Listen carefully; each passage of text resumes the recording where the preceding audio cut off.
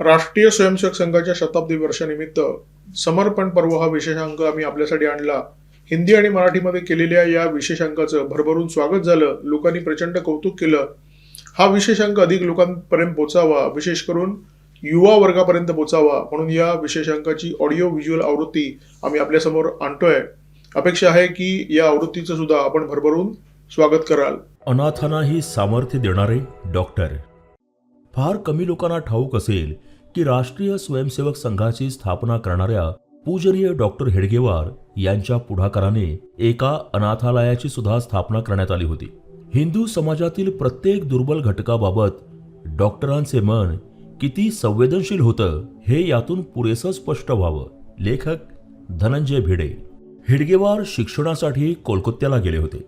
तिथे ते वैद्यकीय शिक्षण घेत असताना त्यांचा क्रांतिकारकांशी संबंध आला व क्रांतिकार्याशी ते जोडले गेले. अनुशीलन समितीमध्ये ते होते. हे शिक्षण पूर्ण करून ते नागपूरला परतले.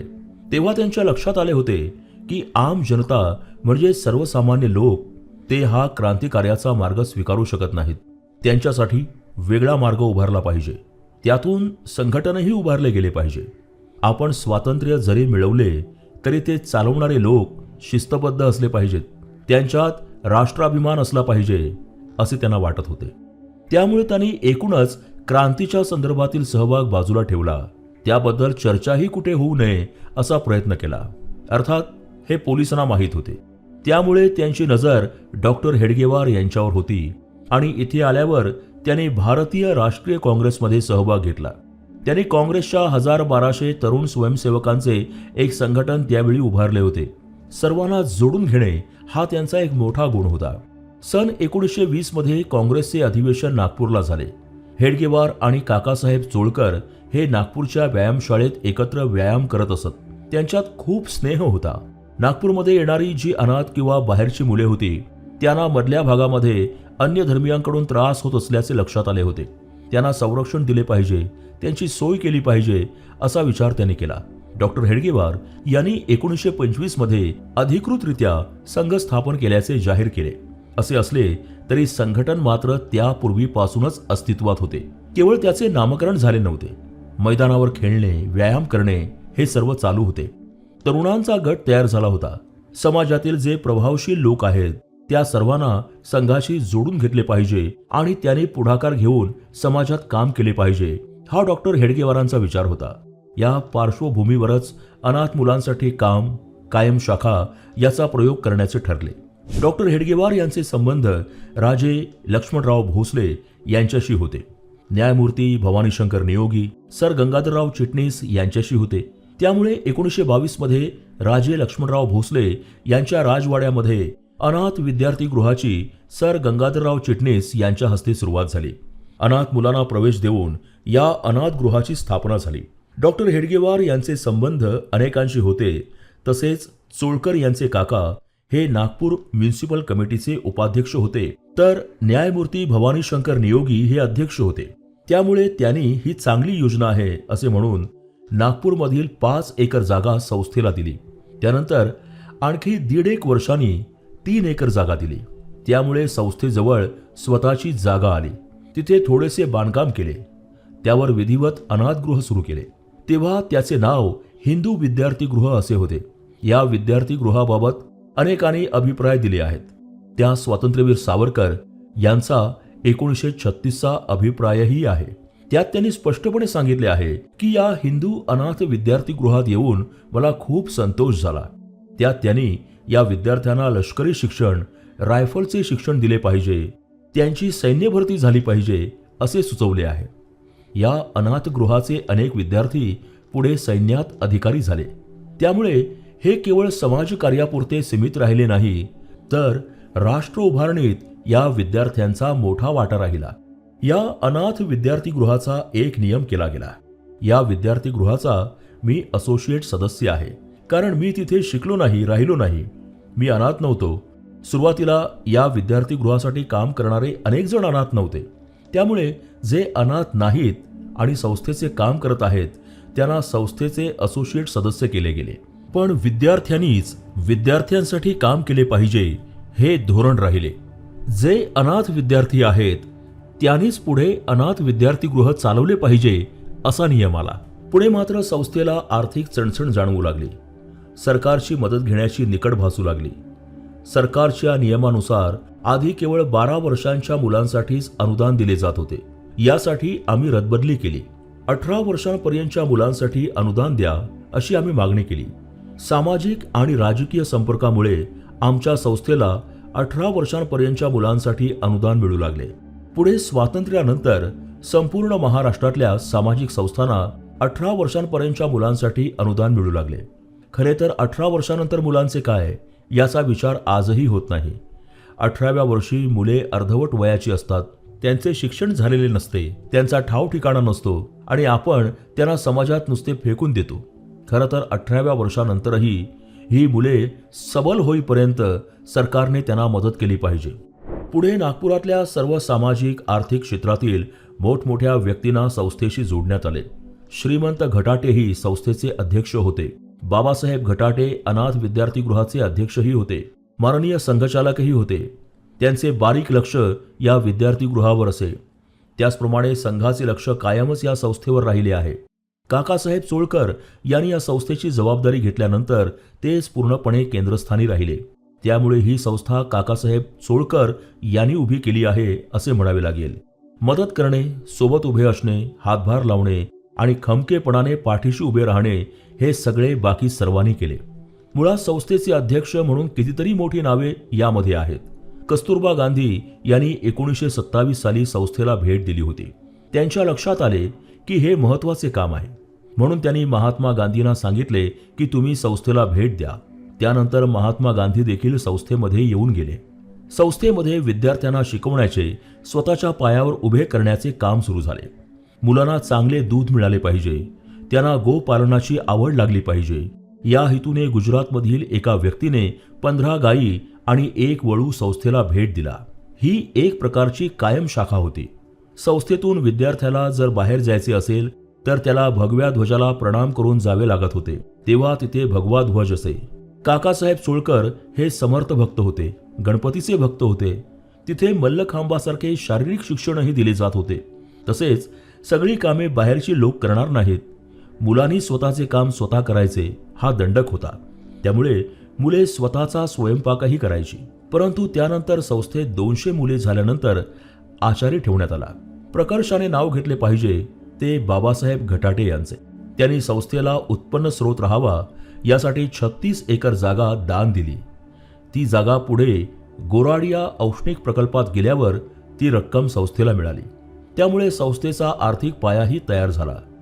घटाटे परिवार हा पिढ्यानपिढ्या संस्थेशी जोडला गेला. बाबासाहेब घटाटे यांच्यानंतर भैयासाहेब घटाटे आमच्या संपर्कात राहिले. आता त्याच कुटुंबातील नरसिंह घटाटे आमच्या संस्थेचे सचिव आहेत. पिढ्यानपिढ्या एखादे घराणे सामाजिक कार्यात कसे राहते याचे हे उदाहरण आहे. भाऊसाहेब मिसर आमचे अध्यक्ष आणि सचिव झाले. तेही अनाथ विद्यार्थीगृहात शिकले. हे शिकत असताना त्यांची आर्थिक परिस्थिती फार वाईट होती. त्यांच्या जीवनातला एक प्रसंग आवर्जून सांगण्यासारखा आहे. 10व्या वर्गाची मोठी परीक्षा होती. त्यांनी फी भरली नसल्याने त्यांना परीक्षा द्यायला शिक्षकांनी नकार दिला. ते बाहेर वाट पाहत राहिले. तेव्हा एक गोरा तेजस्वी चेहऱ्याचा मनुष्य बाहेर आला. काय रे वामन, परीक्षा देत नाहीस का असे त्यांनी त्यांना विचारले. तेव्हा मिसर यांनी त्यांची अडचण सांगितली. पैसेच नसल्याने परीक्षा देऊ शकत नसल्याचे त्यांना सांगितले. मात्र त्या भल्या माणसाने लगेच एक चिठ्ठी लिहिली. त्यात त्याने म्हटले की या मुलाची फी माझ्या पगारातून कापून घ्यावी. त्या शाळेचे ते शिक्षक होते. ही चिठ्ठी त्या मुलाने मुख्याध्यापकांना दिली. मुख्याध्यापकांनी त्या मुलाला परीक्षेला बसू दिले. हे शिक्षक म्हणजे संघाचे सरसंघचालक झालेले बाळासाहेब देवरस हे आमच्याकडे 6 वर्षे शिक्षक होते. हेडगेवारांनी त्यांना येथे शिकवण्यासाठी पाठवले होते. ते उत्तम इंग्रजी शिकवत. ही मुले या अनाथ विद्यार्थीगृहात शिकण्यासाठी 1922 साली आली खरी, परंतु यांच्या शिक्षणाची व्यवस्था केली पाहिजे म्हटल्यावर गोपाळराव देशमुख यांनी 1927 मध्ये आपल्या वडिलांच्या स्मृतीप्रित्यर्थ 13,000 रुपयांची देणगी संस्थेला दिली. त्यानंतर विनायकराव देशमुख शेतकी शाळा सुरू झाली. काकासाहेब चोळकर स्वतः दुकान लावून बसायचे. त्यात विद्यार्थ्यांनी तयार केलेल्या वस्तूंची विक्री केली जायची. त्यातून संस्थेला हातभार लागायचा, परंतु ते पुरत नसे. चोळकर हे सुरुवातीला दिवसभर नोकरी करायचे आणि बाकीचा दिवस संस्थेला द्यायचे. मात्र मुलांचे आईबाप व्हायचे असेल तर असे अर्धवट काम चालणार नाही हे त्यांच्या लक्षात आले आणि त्यांनी नोकरीचा त्याग करून संपूर्ण वेळ संस्थेला वाहून घेतले. एक माणूस पूर्ण वेळ येथे राहून 5 वाजता मुलांना उठवतो, आंघोळ घालतो असे कार्य सुरू झाले. त्यांच्या मुशीतून घडलेले मिसर पुढे संस्थेचे सचिव आणि अध्यक्षही झाले. 1940 पर्यंत अनेक थोर व्यक्ती संस्थेच्या अध्यक्ष राहिल्या. संस्थेशी जोडलेल्या नामवंत व्यक्तींचा संस्थेला खूप फायदा झाला. उदाहरणार्थ न्यायमूर्ती भवानीशंकर नियोगी यांच्यामुळे संस्थेला जागा मिळाली. पुढे 3 शाळा संस्थेच्या झाल्या आणि 5,000 विद्यार्थ्यांना ही संस्था शिक्षण देऊ लागली. खूप मोठे अनेक क्षेत्रांमध्ये आमच्या संस्थेचे विद्यार्थी पुढे आले. डॉक्टर हेडगेवार आणि काकासाहेब चोळकर हे अभिन्न मित्र होते. त्यांच्यामध्ये कायम संवाद होत असे. अनाथ विद्यार्थीगृहात जी मुले राहायची ती हेडगेवारांच्या सोबत स्वयंसेवक म्हणून काम करायची. जसे काँग्रेसचे कार्यक्रम असले, अधिवेशन असले तर हीच मुले पुन्हा तिथे स्वयंसेवक म्हणून असायची. जेव्हा गरज असेल तेव्हा संघाच्या मंडळींकडून नेहमीच मदत मिळायची. बाबासाहेब यांची मोठी शेती होती. त्यांना असे वाटले की आपण धान्याचा व्यापार करावा. अनाथ विद्यार्थीगृहात जागा होती. त्यांनी धान्य घेतले आणि भाव वाढला की आपण विकू असे म्हणून विद्यार्थीगृहाच्या गोदामामध्ये भरून ठेवले. मात्र मध्यंतरी विद्यार्थीगृहाची परिस्थिती इतकी डबघाईला आली की मुलांना खायला अन्नच नव्हते. मग काकासाहेबांनी विचार केला की पोरे उपाशी आहेत, करायचे काय? त्याने हळूच अर्ध पोतं गहू काढून ते दळून आणि पोरांना काहीतरी खायला घालू असे म्हणून ते धान्य वापरायला सुरुवात केली. त्यानंतर जेव्हा बाबासाहेब गोदामात आले तेव्हा ते रिकामे होते. शेकडो धान्य पोती रिकामी झाली होती. इकडे काकासाहेब बाबासाहेबांसमोर यायला घाबरत होते. मात्र बाबासाहेबांनी त्यांना समजावले की अरे, तू ना चोरलेस ना विकलेस, हे मुलांच्याच कामी आले. ईश्वराच्या कृपेने आपल्याला भरपूर मिळालेले आहे. तू जे हिंदू हिताचे काम करतो आहेस त्याच्यासाठी अनेक गोदामे आपण स्वाहा करायला तयार आहोत. काकासाहेब तेव्हा आजारी होते. ते म्हणाले, तुम्ही माझ्या डोक्यावर हात ठेवा, त्याच्याशिवाय मला शांती मिळणार नाही. तेव्हा ते म्हणाले, काही चिंता करू नकोस, हे सर्व काही मी स्वखुशीने केले आहे असे तू समज. अनाथ विद्यार्थीगृहासाठी पैसे जमवण्याकरिता इथली मुले गावोगावी खेडोपाडी अनवाणी जायची. तिथल्या शेतकऱ्यांना म्हणायची, आम्हाला धान्य हवे आहे ते द्या. भारताचा अन्नदाता शेतकरी ते द्यायचा आणि आम्हाला वर्षभर ते धान्य पुरायचे. परंतु चणचण कायमची राहिली. सतत मागत राहायला लागले. 1940 मध्ये हेडगेवार गेले तरी ही व्यवस्था चालू राहिली. संपर्क चालू राहिला. देवराज स्वतः शिक्षक होतेच तेव्हा. गुरुजी गोळवलकरांनी सरसंघचालक म्हणून जबाबदारी घेतल्यानंतरही हा संघ कायम होता. 1951 मध्ये चोळकर हिमालयात बद्रीनाथाच्या यात्रेला गेले. तिथे त्यांना डायरिया झाला आणि चमोली गावात त्यांचे देहावसान झाले. इकडे कळायलाही वेळ लागला. तेव्हा त्यांचे मानसपुत्र ॲडव्होकेट मिसर यांना तिथे पाठवण्यात आले. त्यांचे सगळे साहित्य व त्यांच्या पादुका घेऊन आले. त्यावर आता त्यांची समाधी बांधण्यात आली आहे. त्यांचा देह तिथे गंगार्पण करण्यात आला होता. चोळकर यांनी हजारो विद्यार्थी घडवले, त्यांना पोटा पाण्याला लावले. या कामात हेडगेवारांची साथ अनमोल होती. हा त्यांचा अपरिचित पैलू आहे. हेडगेवारांनी अनाथ विद्यार्थीगृहाचे काम सुरू केल्यानंतर अनाथ विद्यार्थीगृहात केवळ काकासाहेब चोळकरांचेच नाव येईल असेच म्हटलेले. त्यामुळे या संस्थेत हेडगेवारांचे नाव कुठेच येणार नाही. सुरुवातीला विद्यार्थीगृहाचे काम उभारताना हेडगेवार होते. काम उभे करून नामानिराळे राहण्याची संघाची जी पद्धत आहे ही तेव्हापासूनच आहे. त्याप्रमाणे हेडगेवारांनी ते केले. त्यांना त्याचे श्रेय नको होते. काम होणे हा त्यांचा मुख्य हेतू होता. राष्ट्रीय स्वयंसेवक संघाप्रमाणे या संस्थेलाही 100 वर्षे पूर्ण होत आहेत. संस्था चांगली चालू आहे. लोक दान देत आहेत. परंतु कोविड काळात फार अडचणीची परिस्थिती सुरू झाली होती. त्यामुळे मुलांना त्यांच्या आप्तांकडे परत पाठवावे लागले होते. मध्यंतरी संस्थेने म्हणजेच ॲडव्होकेट मिसर यांनी ठरवले की सरकारी अनुदान घेऊया. मात्र अनुदान घेतल्यास तुमच्यावर अनेक बंधने येतात. त्यामुळे सरकारने म्हटले की अमुक मुलांना ठेवा की ठेवावे लागते. सरकारी नियमांमुळे संस्थेच्या स्वायत्त रूपाला थोडा धक्का बसला. त्यानंतर ज्यांच्यावर काही जुवेनाईल केसेस आहेत अशी ही मुले संस्थेमध्ये पाठवण्यात आली आणि संस्थेमधील पवित्र वातावरण थोडेसे गडबडले. बाकीची मुलेही बिघडायला लागली.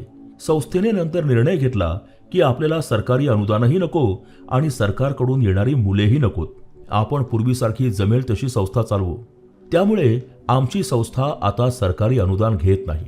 आमच्याकडे आता संघाची जी विद्यार्थ्यांसाठी योजना आहे त्यातून आम्ही मुले घेतो आणि सांभाळतो. हळूहळू आम्ही हे मोठ्या संख्येने करू, कारण आमच्याकडे 200-250 विद्यार्थी राहतील अशी व्यवस्था आहे. सर्वात महत्त्वाचे म्हणजे ही संस्था राजकारण निरपेक्ष राहिली. बॅरिस्टर अंतुले यांनी जनता दरबारामध्ये अशी घोषणा केली की तुम्ही वसतिगृह बांधा, मी तुम्हाला 3 लाख रुपये देतो. मात्र त्यांची सत्ता गेली. जायच्या आधी त्यांनी पीएला बोलावले आणि माझी एक सही करायची राहिली आहे असे सांगून या 3 लाखांच्या निधीवर सही केली आणि मगच ते पायउतार झाले. सुधाकरराव नाईक यांनी 10 लाख रुपये दिले. सरकारने आमच्याकडे पूर्ण लक्ष दिले, पूर्ण मदत केली. सगळे मुख्यमंत्री संस्थेत येऊन गेले. थोरा मोठ्या लोकांनी या संस्थेला भेट दिली आहे. बाळकृष्ण चोंडे महाराज, पंडित मदन मोहन मालवीय, लाला लजपतराय येऊन गेले. ज्यांनी भेट दिली त्यांचा अभिप्राय आणि स्वाक्षरीही आहे. इतक्या मोठ्या माणसांचे अभिप्राय, स्वाक्षऱ्या आणि भावना आमच्याकडे आहेत. कस्तुरबा गांधींनी सांगितले की तुम्ही यांना काहीतरी शिकवा, हस्ताक्षर शिकवा. कस्तुरबांच्या सांगण्यामुळे गांधीजी आले. त्यांनीही हे काम पाहिले. आमच्याकडे मोठे वर्कशॉप होते. तिथे ही मुले शिकायची, आपल्या पायावर उभी राहायची. इथल्याच काही विद्यार्थ्यांनी पुढे संस्थेचा कारभार पाहिला आहे. मी सर स्वतः अनाथ होते. ते नंतर संस्थेचे सचिव आणि अध्यक्ष झाले. 80च्या घरातले आमचे अक्रू देशपांडे अजूनही संस्थेच्या कामामध्ये स्वतःला झोकून देतात. वयाच्या 78व्या वर्षी 5 किलोमीटर दुचाकी चालवून तो माणूस संस्थेमध्ये येतो. M.R. जोशी यांनीही अध्यक्ष असताना खूप काम केले आहे. यांचे चिरंजीव जयंतराव जोशी संस्थेचे अध्यक्ष आहेत. नृसिंह घटाटे संस्थेचे सचिव आहेत. संस्थेसाठी काहीतरी केले पाहिजे हा या सर्वांचा निस्वार्थ हेतू होता. त्यामुळेच संस्था बिघडली नाही. आमच्या संस्थेत जेव्हा 140-150 मुले होती तेव्हा त्यातील केवळ 37 ब्राह्मण होती. त्यामुळे येथे जातपात, उच्च नीचता काही नव्हती. हा हिंदुत्वाचा मुख्य संस्कार संस्थेने जपला आहे आणि तशीच संस्थेची वाटचाल सुरू आहे. लेखक अनाथ विद्यार्थी गृह मंडळाचे असोसिएट सदस्य व माजी मानसेवी व्यवस्थापक आहेत.